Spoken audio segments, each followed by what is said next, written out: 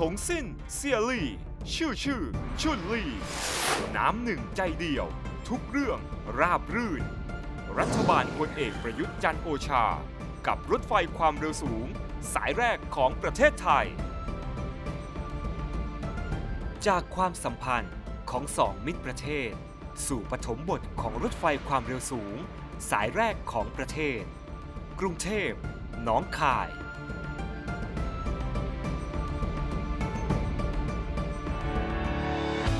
รถไฟความเร็วสูงช่วงกรุงเทพมหานครหนองคายแบ่งออกเป็น2ระยะคือระยะที่1ช่วงกรุงเทพมหานครนครราชสีมาระยะทาง253กิโลเมตร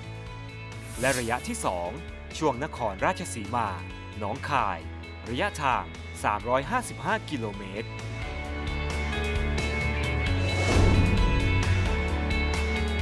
โดยโครงการรถไฟความเร็วสูงระยะที่1ได้แบ่งสัญญาก่อสร้างงานโยธาออกเป็น14สัญญาและขณะนี้ได้เริ่มดำเนินการไปแล้ว2สัญญาคือสัญญาที่1กลางดงปางอโศกอยู่ระหว่างการก่อสร้างงานโยธาคิดเป็นความคืบหน้า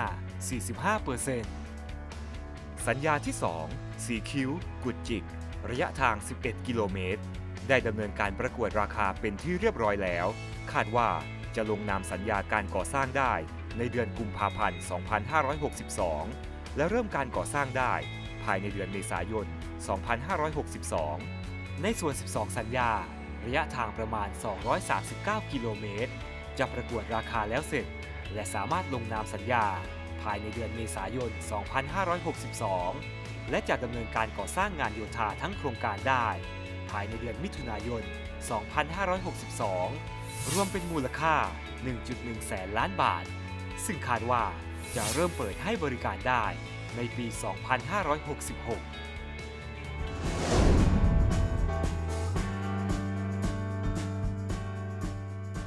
ในการดำเนินโครงการ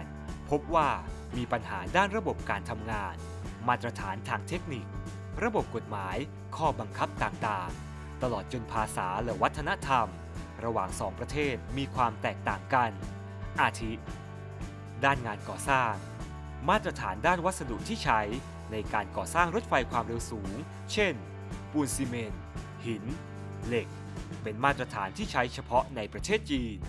จึงทำให้ต้องมีการควบคุมคุณภาพของผู้ผลิตและทดสอบวัสดุที่ผลิตในประเทศไทยอย่างเข้มงวดด้านการจัดทำร่างสัญญางานระบบรถไฟความเร็วสูงพบว่าข้อมูลด้านเทคนิคไม่เพียงพอเช่นข้อมูลของเครื่องจักรขนาดใหญ่ทำให้ไม่สามารถนำมาเปรียบเทียบกับราคาตลาดจึงยากต่อการประเมินความเหมาะสมและความคุ้มค่าในการลงทุนตลอดจนฝ่ายจีนไม่คุ้นเคยกับกฎหมายระเบียบข้อบังคับต่างๆในประเทศไทยจึงทำให้ต้องใช้เวลาในการทำความเข้าใจและปฏิบัติให้ถูกต้องตามกฎหมายกระทรวงคมนาคมโดยการรถไฟแห่งประเทศไทยเดินหน้าสร้างประวัติศาสตร์ใหม่ผลักดันจังหวัดนครราชสีมาให้เป็นประตูด้านการค้าการลงทุนการท่องเที่ยวกระจายความเจริญสู่ภูมิภาคให้ประชาชนตลอดแนวเส้นทางมีความมั่นคงมั่งคั่ง